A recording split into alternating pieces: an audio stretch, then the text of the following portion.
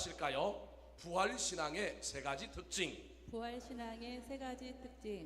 성경을 자세히 보면 성경은 남자들보다는 여자들이 참 도드라지게 많이 기록되어 있는 내용들이 있습니다. 분명히 남성 중심의 세계관으로 남성을 중심으로 기록된 책임에도 불구하고 성경을 자세히 보면 믿음이 좋은 사람들, 하나님께 기이 쓰임 받은 사람들은 여자들이 훨씬 더 많다는 것을 저와 여러분이 발견할 수 있습니다. 특별히 우리 한국교회도 사실은 누가 주도해서 여기까지 성장했느냐 하면 여자들이 앞장서고 여자들이 주도해서 교회가 여기까지 왔습니다. 물론 20세기와 21세기를 들어서면서 더욱 성장하고 더욱 역동적인 교회는 이제 여자들의 그 앞장섬 위에 이제 남자들이 나타나서 남성들이 더욱 교회 안에서 활발하게 활동하는 교회가 부흥하는 교회요, 성장하는 교회가 되었습니다. 그런 의미에서 우리 교회도 남자들이 많이 발굴되고 우리 남자분들이 더 앞장서서 교회를 이끌어가는 놀라운 일들이 일어났으면 좋겠습니다. 참으로 신기하게도 오늘 본문에도 보면 부활을 처음으로 경험한 사람은 남자가 아니라 여자였습니다. 남자들은 모두 도망을 갔지만 여자들은 예수님이 십자가에 달리실 때 십자가의 현장에 그 앞에서 끝까지 지켰던 사람은 여자였습니다. 남자는 다 도망갔고요. 유일하게 하나 남아 있었는데 어린 사도 요한 하나 딱 남아 있고 그의 어머니를 비롯한 예수님의 어머니 막달라 마리아, 이런 사람들이 십자가 밑에서 예수님의 마지막을 배웅했습니다. 예수님이 죽었습니다. 그랬더니 제자들은, 남자들은 로마 군병들이 자기들을 잡아갈까봐 전부 도망가서 방문을 꽁꽁 닫고 숨어버렸는데 죽은 사람을 기억하고 죽은 사람을 잊어버리지 않고 여전히 그 죽은 사람을 추모하기 위하여 오늘 이 새벽에 안식 후 첫날, 오늘날로 치면 주일날 아침에 새벽에 예수님의 무덤을 방문한 것도 누구였느냐 하면 여자들이었습니다. 오늘 본문에 그 여자들이 등장합니다. 1절 말씀 같이 읽어볼까요? 시작.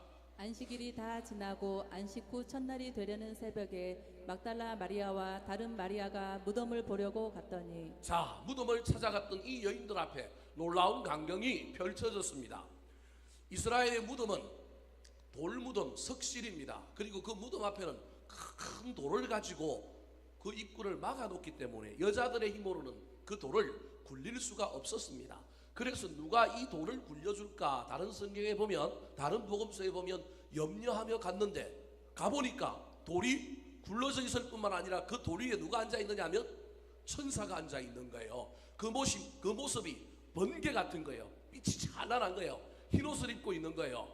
근데 그 옆에 또 누가 있느냐 하면 그 당시 로마 군병들이 예수님의 제자들이 시체를 훔쳐가고 예수가 부활했다 이렇게 거짓말 할까봐 로마의 군인들이 지키고 있었는데 그 지키던 자들이 사시나무가 되어서 도망가지도 못하고 말도 못하고 옆에 서서 벌벌벌벌 떨고 있는 두 장면이 보이는 거예요. 한쪽엔 얼어붙어 있어서 얼음땡하고 있는 로마 군인들, 한쪽에는 천사가 돌 위에 앉아있는 그 기이한 모습을 누가 보게 되었느냐 하면 이 새벽에 처음 무덤을 방문했던 여인들이 보게 되었습니다.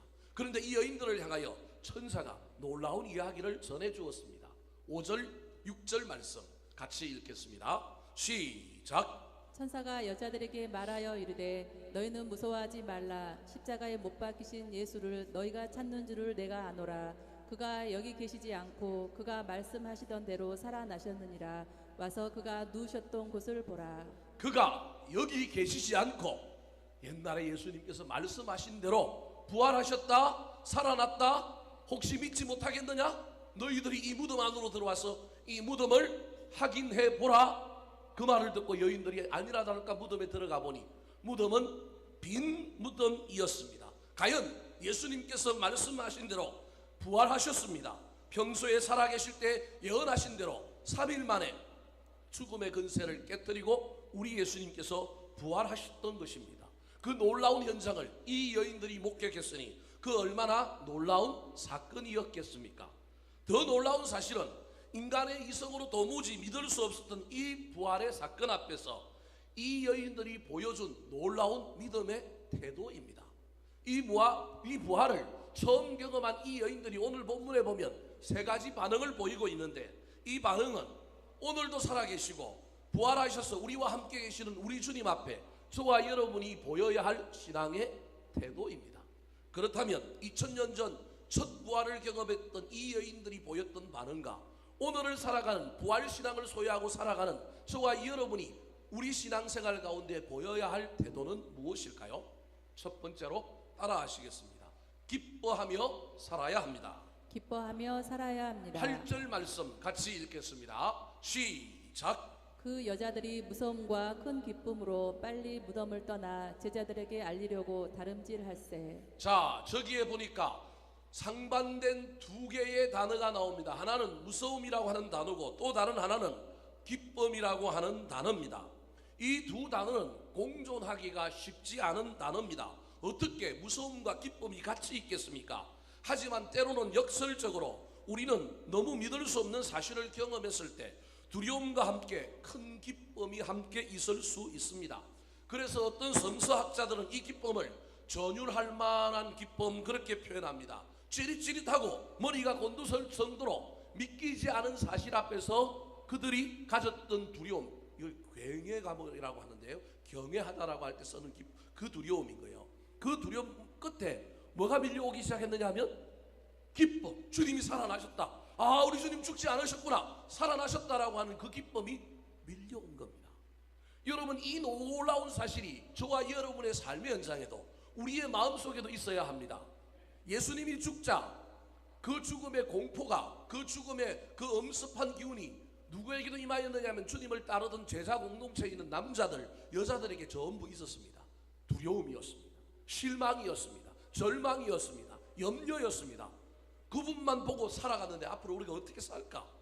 저분이 죽었으니 앞으로 우리 인생은 어떻게 될까? 그 절망이 그들 가운데 있었는데요, 부활을 경험하고 나니까 그 절망, 그 어둠에 무엇이 밀려오기 시작하냐 하면 기쁨이 밀려오는 거예요.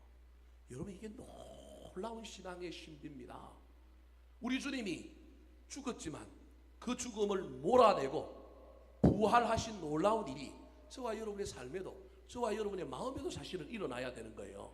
우리의 삶 속에 두려움과 염려, 절망이 있을지라도 주님의 부활이 우리 삶을 꿰뚫고 들어오면 그 기쁨이 서서히 무엇을 밀어내느냐 하면 어두움을, 절망을, 두려움을, 염려를 밀어내는 거예요. 그래서 이 두 개의 감정이 공존하고 있는 거예요, 우리 안에. 근데 공존하고 있으면 안 됩니다. 몰아내야 됩니다. 두려움과 염려, 절망, 근심을 이 기쁨이 밀고 들어와서 그 다음에 어떻게 해요? 쑥 밀어내는 거예요. 그래서 지금 현재는 아직 완전히 밀어내지 못했기 때문에 8절에 이 여인들의 마음속에는 큰 두려움과 뭐가 있는가요? 기쁨이 공존하고 있는 겁니다. 그런데 자첨 시간이 지날수록 두려움은 사라지고 기쁨이 그들 가운데 충만하게 된 것입니다. 사랑하는 성도 여러분, 부활을 경험한 사람들은 무서움과 두려움 대신에 기쁨을 소유하며 사는 사람입니다. 사랑하는 성도 여러분, 지금 저와 여러분의 삶에 기쁨이 있습니까? 이 기쁨이 저와 여러분을 지금 충동질하고 우리를 이끌어가고 있습니까? 이 기쁨이 없는 사람은 어디에 머물게 되느냐 하면 무덤에 머물게 됩니다. 사랑하는 성도 여러분, 지금 저와 여러분은 어떤 무덤에 머물러 있습니까? 이 여인들에게 기쁨이 밀려오자 큰 두려움과 무서움이 다 사라지게 되니 그때 그들은 무덤을 떠나서 삶의 현장으로 들어갔습니다. 놀라운 부활의 기쁨이 충만하게 되자 여전히 로마 군병이 매서운 눈초리로 감시하고 있고 예수를 따르는 자들을 잡아 죽이려고 하는 그 상황이 여전히 펼쳐졌음에도 불구하고 기쁨이 마음에 들어오니 그들은 삶의 현장을 향하여 역동적으로 달려가는 겁니다. 더 이상 무덤에 있지 않는 것입니다. 사랑하는 성도 여러분, 아직도 저와 여러분이 머물러 있는 무덤은 무엇입니까? 염려의 무덤에 앉아 있습니까? 근심의 무덤에 앉아 있습니까? 불안의 무덤에 앉아 있습니까? 주님 부활하신 그 놀라운 기쁨으로 그 모든 두려움과 절망, 무서움을 밀어내시기 바랍니다. 그리하여 삶의 현장으로 들어가시기 바랍니다. 기쁨으로 사시기 바랍니다. 이 기쁨을 가지고 살아갈 때 저와 여러분에게 놀라운 능력이 나타나게 될 것입니다. 그런데 이 아침에 아무리 봐도 날씨가 그래서 그런지 여러분 얼굴에 별로 기쁨이 없는 것 같아요. 잘못하면 저를 잡아먹을 것 같아. 우리 옆 사람하고 한번 인사하실까요? 좀 기뻐하십시다. 예수님이 부활하셨대요. 당신도 기뻐하고 나도 기뻐합시다. 한 번 더 옆 사람 보고 인사하실까요? 기뻐하면 인생의 무덤에서 떠나게 됩니다. 사랑하는 성도 여러분, 현재의 삶이 어떠하든지 간에 낙심과 절망이 아니라 비전과 소망을 가지고 부활의 기쁨으로 고난을 이기시고 고난 속에서도 부활의 기쁨을 미리 가불하심으로 말미암아 인생의 무덤을 떠나 새로운 생명과 삶을 향하여 달려가는 저와 여러분 되시기를 예수님의 이름으로 축원합니다. 두 번째, 2000년 전 첫 부활을 경험했던 여인들이 보였던 반응이 무엇일까요? 오늘을 살아가는 저와 여러분이 부활 신앙을 가지고 있다면 우리가 예수님 앞에 보여야 할 신앙의 태도는 무엇일까요? 따라 하시겠습니다.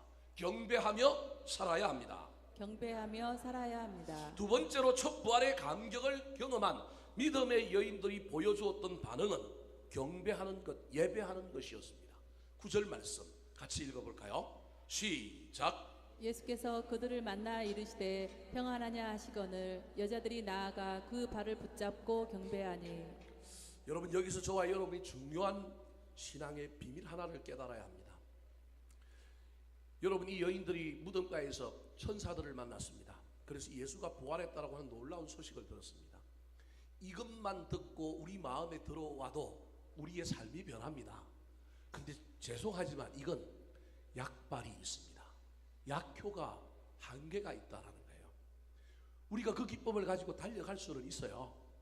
쉽게 얘기해서 오늘 여러분이 부활절에 덕양중앙교회 예배에 왔는데 이영기 목사가 막 고래고래 소리를 지르면서 설교를 하는데 갑자기 그 설교가 내 마음에 들어왔어요. 근데 이건 약발의 한계가 있는 거라고요. 천사들의 이야기만으로는 안 되고 누굴 만나야 된다고요? 예수님을 만나야 그 기쁨이 지속되고 그 기쁨이 능력이 된다라는 거예요.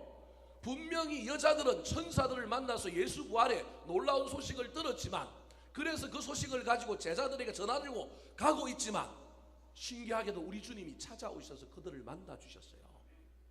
그들이 예수님을 만난 게 아니고 누가 만나 주셨다고요? 예수님이 의도적으로 이 여인들을 만나 주셨다니까요. 그래서 그 기쁨이 배가 되고 그 부활의 능력이 아주 파워풀하게 되는 겁니다. 이영기 목사 설교 듣고 오늘 막 교회 왔는데 누가 나를 기쁘게 해주고 막 내 마음을 유래해주고 아무 소용없어요. 누구 만나야 된다고요? 부활하신 예수님을 만나야 되는 거예요. 여러분, 시간을 좀 당겨서 앞으로 다시 가볼까요? 아까 무덤가에 가보니까 돌이 굴러져 있었어요. 그 위대한 로마의 군병들, 그 무시한 군병들이 그냥 사시나무 떨듯이 얼음땡하고 막 아무 말도 못하고 그냥 죽은 것처럼 있어요. 근데 천사들이 와가지고 예수가 부활했다고 놀라운 소식을 알려줘요. 여러분, 그런데 그 자리에서 믿음이 있다고 한다면, 좀 신령한 사람들이라고 한다면 그 자리에서 뭐 해야 될까요? 감사기도 정도는 해야 되지 않겠어요? 아, 하나님 독생성자 살려주셨군요. 우리 주님 부활하셨군요. 적어도 할렐루야, 오늘 우리 호산나 찬양대처럼 찬송 한 구절은 거기서 뽑아야 되지 않을까요? 근데 그럴 수 없는 것이 저와 여러분이라는 거예요. 이게 우리 인간의 한계라는 거예요. 그 자리에서 예배하고 경배가 안 되는 거예요. 예배와 경배, 진정한 예배는 누굴 만나야 되는 거예요? 예수님을 만나야 된다니까. 내 인생의 구세주, 죽음까지 이기신 예수 그리스도를 만나면 자연히 뭐가 되느냐 하면 예배가 되는 거예요. 그래서 저와 여러분의 예배가 능력이 없고 우리가 예배를 드리고 세상을 나가는데도 불구하고 우리 삶에서 능력이 나타나지 않는 이유가 기쁜 소식만 듣고 가는 거예요. 성전들만 밟고 가는 거예요. 기분만 업되어 가는 거예요. 누굴 못 만났다고요? 예수님을 만나야 되는 거예요. 그 여인들이 지금 막 급해요. 제자들을 향하여 가고 있는데 예수님 만나는 순간 올 수도 없대잖아요. 그렇게 급하던 그들의 삶이 예배의 대상, 예배의 주인을 만나게 되니까 그를 붙들고 그에게 예배하는 거예요. 드린 것이 아무것도 없어요. 그러나 그 예배는 모든 것을 다 드린 예배인 거예요. 마음을 드린 예배입니다. 아, 주님이 부활하셨군요. 이 부활이 그냥 단순한 사실이 아니라 내 인생에도 영향을 미치는군요. 주님을 만난 놀라운 임재를 거기서 경험하게 되는 겁니다. 무슨 말입니까? 부활 신앙을 가지고 있는 사람은 참 예배를 드리는 사람이요, 예배에 성공하는 사람들뿐만 아니라 그 예배를 통하여 예수 부활이 내 부활되는 놀라운 역사가 일어나는 거예요. 그동안에는 귀로 들어서 기쁘다, 주님 부활했다, 나와 상관없는 외면적인 사실이었지만 이제 주님을 만나는 순간에 그 부활이 누구 부활이 되느냐 하면 내 부활이 되는 거예요. 그 주님을 예배함으로 말미암아 세상을 넉넉하게 이길 힘을 받게 되는 놀라운 역사가 이 여인들에게 찾아오는 거예요. 사랑하는 성도 여러분, 저와 여러분에게 이런 일이 일어났으면 좋겠습니다. 설교를 듣고 찬송을 듣고 말씀을 읽고, 그런데 거기에 더하여 누구를 만나시라고요? 주님을 만나시기 바랍니다. 그리고 참 예배를 드리십시오. 그 예배를 통하여 부활의 능력이 내 삶으로 들어와서 나의 삶에 놀라운 능력이 나타나 고난도 이기고 환난도 이기고 환경은 변하지 아니하였지만 여전히 그 삶 속으로 들어가서 세상을 이길 넉넉한 힘을 받아 달려가는 저와 여러분 되시기를 예수님의 이름으로 축원합니다. 세 번째, 2000년 전에 예수님의 부활의 그 처음 감격을 경험했던 여인들이 보인 반응은 무엇일까요? 부활신앙을 가지고 오늘을 살아가는 저와 여러분이 우리 주님 앞에 보여야 할 신앙의 태도는 무엇일까요? 따라하시겠습니다. 증거하며 살아야 합니다. 증거하며 살아야 합니다. 10절 말씀 같이 한번 읽어볼까요? 시작. 이에 예수께서 이르시되 무서워하지 말라. 가서 내 형제들에게 갈릴리로 가라 하라. 거기서 나를 보리라 하시니라. 어쩌면 예수님께서 천사들을 통하여 예수 부활의 소식을 전한 여자들에게 다시 나타났던 이유는 또 다른 이유 때문인 것 같습니다. 그 이유가 바로 갈릴리에서 만나자라고 하는 저 중요한 사명 때문인 것 같습니다.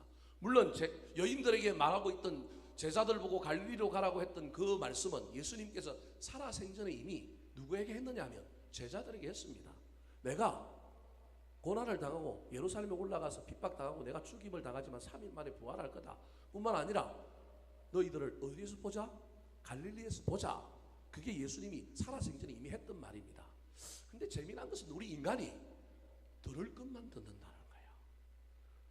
내 귀에 쏙 들어오는 말만, 내 마음에 맞는 말만, 내가 좋아하는 말만 들어요. 제자들의 머릿속에는 지금 부활도 머릿속에 안 들어와 있을 뿐만 아니라 무엇도 생각이 안 나느냐 하면 갈릴리에서 만나자라고 하는 예수님의 음성은, 예수님의 그 말씀은 전혀 기억 속에 없었을 가능성이 있는 거예요. 그래서 예수님께서 제자들에게 그 이야기를 다시금 깨우쳐 주기 위하여 부활은 기적은 사실화되었으니 이제 너희들이 어디로 가야 한다?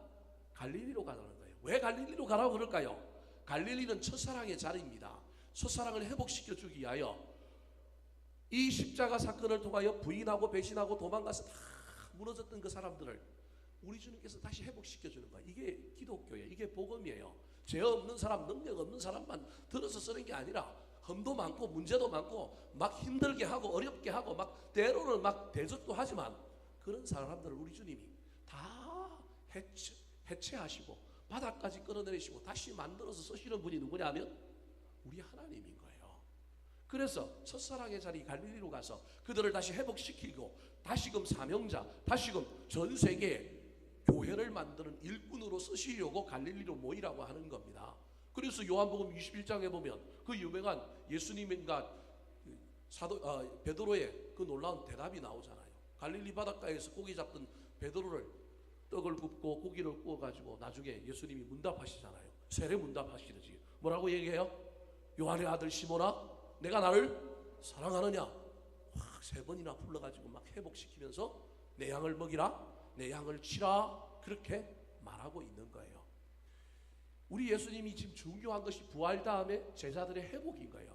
그래서 문을 꽁꽁 닫고 있었던 제자들에게 부활 후에 예수님 또 찾아가요. 2번이나 찾아간다니까요. 가갖고 평안하냐 물어보고 난 다음에 또 갈릴리로 가라 그래요. 그때 누가 없었어요? 의심받는 도마가 없었어요. 도마 때문에 또 예수님 또 어떻게 해요? 또 찾아가시는 거예요. 그래서 야, 손자국, 손에 못자국 만져봐라, 옆구리에 창자국 만져봐라, 다 만져보게 하시고 또 예수님이 얘기하는 거예요. 어디로 가라고? 갈릴리로 가라. 예수님께서 여인들을 만나셨던 이유는 제자들에게 이 놀라운 사명의 자리로 초청하기 위하여 이 여자들에게 나타났던 것입니다. 이 예수님의 명령에 여자들이 어떻게 했을까요? 순종했습니다. 11절 말씀 같이 한번 읽어보겠습니다. 11절 시작. 여자들이 갈 때 경비병 중 몇이 성에 들어가 모든 된 일을 대제사장들에게 알리니. 자, 저기 여자들이 갈 때라고 하는 단어가 순종했다라는 말입니다. 근데 여러분, 여자들이 갈 때라고만 표현하고 있고 자세히 설명을 안 하고 있어요. 저때 여자들이 어떻게 갔을까요? 천천히 갔을까요? 예, 재미난 건 이미 천사들에게 예수 부활의 소식을 듣고 여자들이 가고 있던 모습이 있어요. 몇 절에 나오느냐 하면 8절을 보면 11절에도 어떻게 갔을지 추측이 됩니다. 8절 말씀 다시 한번 볼까요? 시작. 그 여자들이 무서움과 큰 기쁨으로 빨리 무덤을 떠나 제자들에게 알리려고 다름질할세. 자, 저 장면은 천사들에게 예수가 부활했다는 소식을 듣고 여자들이 예수님 만나기 전에 제자들에게 가는 장면이에요. 근데 여자들이 무덤을 떠나는데 어떻게 떠나요? 여러분, 제발 인생의 무덤에서 빨리 떠나십시오. 거기 뭐하러 앉아 있어요? 거기 앉아 있다고 돈이 나와요? 밥이 나와요? 나올 게 없다니까요. 마음만 아파요. 빨리 일어나서 부활의 능력으로 달려갔으면 좋겠어요. 저 여자들이 빨리 떠났다니까요. 근데 떠났을 뿐만 아니라 이 여자들이 아마 육상 선수인 것 같아요. 그런데 떠날 뿐만 아니라 어떻게 가요? 다름질에서 가는 거예요. 그러다가 누굴 만난 거예요? 예수님을 만나서 또 다른 사명을 받는 거예요. 제자들에게 가서 전에 갈릴리에 전부 집합해. 그리고 여자들이 순종해서 떠나는 장면이 11절인 거예요. 앞에 11절 다시 한번 보여주시겠어요? 여자들이 갈 때. 자, 그러면 8절에는 아까 달려갔어요. 빨리 떠났어요. 예수님 만났으면 더 천천히 갈까요? 더 빨리 갈까요? 제가 봐도 아마 날아갔을 것 같아요. 눈썹 휘날리며 개발바닥에 땀나듯이 그냥 쌩 하고 뛰어갔을 거라는 거예요. 얼마나 감격에 차서 이 여자들이 뛰어갔겠습니까? 근데 재미난 건 저 11절에 보십시오. 여자들도 뛰어갔지만 또 뛰어가는 사람들이 있습니다. 누가 뛰어가요? 경비병들. 여러분, 제가 지금 무슨 얘기를 하려고 하느냐면요, 우리도 뛰어가지만 악한 마귀도 뛰어가고 있다라는 거예요. 그런데 요즘 교회가 저 여자들이 없어졌어. 안 뛰어가. 경비병들은 여전히 예수가 부활했대 막아라 막아라, 예수가 부활했대 교회를 공격해라, 지도자들을 공격해라. 저 경비병들이 지금 가서 막 떠들고 다니고 있는데 우리는 안 떠들어. 우리는 이제 안 전한다니까요. 뛰어가지도 않을 뿐만 아니라 전하지 않는 저 두 개의 상반된 모습이 11절에 딱 기록되어 있는 거예요. 2000년 전에는 여자들도 뛰어가고 누구도 뛰어가요? 경비병들도 뛰어가요. 경비병들은 문책 당할까봐, 자기들이 해고될까봐 걱정 때문에 뛰어가는 거지만 저 여자들은 감동과 감격, 사명에 불타 뛰어가니 누가 더 빨리 뛰어갔을까요? 제가 보기 여자들이 빨리 뛰어갔어요. 남자들이라고 한 이 육신적으로 큰 장점이 있음에도 불구하고 저 달리기에서 전 누가 이겼다고 생각하느냐 하면 여자들이 저는 이겼다고 생각하는 거예요. 이게 오늘날 우리 한국 교회의 모습이어야 하는데 이 모습이 지금 없는 거예요. 경비병은 여전히 뛰어가는데, 세상은 여전히 뛰고 있는데, 악한 마귀는 여전히 뛰고 있는데, 부활 아무 능력 없어. 한국 교회들에게 다 이야기해. 그냥 부활절은 그냥 1년에 한 번씩 지키는 거야. 그거 너네하고 전혀 상관없어. 그냥 계란 먹고 떡 먹으면 되는 거야. 뭔 상관이 있어. 그러고 지금 저 경비병들이 쫓아다닌다니까요. 그러면 우리 교회에서는 또 다른 사람, 아니야 부활은 사실이야, 부활은 능력이 있어, 예수 부활 내 부활이야 하고 뛰어다녀야 되는데 오늘 저렇게 뛰어다니는 여자들, 저렇게 뛰어다니는 교인들이 없는 것이 문제라는 거예요. 11절에 저 중요한 두 개의 장면을 우리에게 딱 사진을 찍어서 보여주고 있는 저 장면을 저와 여러분이 보고 긴장해야 합니다. 저는 이 말씀을 묵상할 때마다 왜 하나님께서 여자들에게 저렇게 하셨을까? 여자들이 뭐가 세요? 입이 세잖아요. 그래서 부활을 전하는데 남자들보다 누가 훨씬 더 유리해요? 여자들이 유리해서 아마 그랬을 거다. 우스갯소리지만 저는 우리 주님께서 남자들에게 나타나지 않고 여자들에게 나타나셨던 이유는 우리 여자들 입은 아무도 못 막아. 얼마나 빠른지 그냥 금방 막 삽시간에 퍼져요. 사랑하는 성도 여러분, 그런데 로마서 16장에 보면 뭐라고 얘기하고 있는지 아십니까? 진정한 성도는 악한 데는 미련하고 선한 데는 뭐하라고요? 지혜로워라 그랬습니다. 저와 여러분의 입이 악한 데는 미련하고 선한 데는 지혜로웠으면 좋겠습니다. 비난하고 비판하고 정죄하는 것보다 예수님을 자랑하고 복음을 자랑하고 교회를 자랑하고 목사님을 자랑하는 일에 빨랐으면 좋겠습니다. 우리가 부활의 신앙을 소유하고 있다면 2000년 전 최초의 평신도 여자 선교사들이 감격과 열정을 가지고 세상을 향하여 제자들을 향하여 열심히 달려가서 예수가 부활했습니다. 주님이 우리에게 사명을 주셨는데 갈릴리로 집합하랍니다. 그 놀라운 음성을 전했던 것처럼 저와 여러분도 부활신앙을 가지고 있다면 증거해야 되지 않겠습니까? 오늘 예배하고 나가면 두 가지를 줄 거예요. 뭘 줄 것 같아요? 계란 줄 거예요. 그죠? 또 뭘 줄 거야? 떡도 준대요. 먹지 말라는 얘기가 아니라 먹으십시오. 먹고 힘을 내십시오. 그런데 여러분, 먹고 입으로는 전해야 합니다. 우리 주변에 믿지 않는 남편, 믿지 않는 아내, 믿지 않는 자녀, 믿지 않는 부모들이 있다면 이 부활절만이라도 평생 가도 1년에 한 번 전도하기 쉽지 않잖아요. 여러분, 지난 한 해에 전도해 보신 적 있어요? 누구 보고 예수 믿으라고 교회 가자고 말해 본 적이 있어요? 한국 교회 안에 이제 이게 사라져 버렸다니까요. 제가 지어낸 게 아니고요, 진짜 사라졌다니까요. 저와 여러분이 입술로 누구한테 교회 갑시다, 예수 믿으세요, 예수 믿으면 복 받습니다, 예수 믿어야 천국 갈 수 있습니다, 이런 얘기를 해본 적이 없다니까요. 그런데 언제만이라도 해보자고요. 부활절만이라도 좀 해봅시다. 전하고 기도합시다.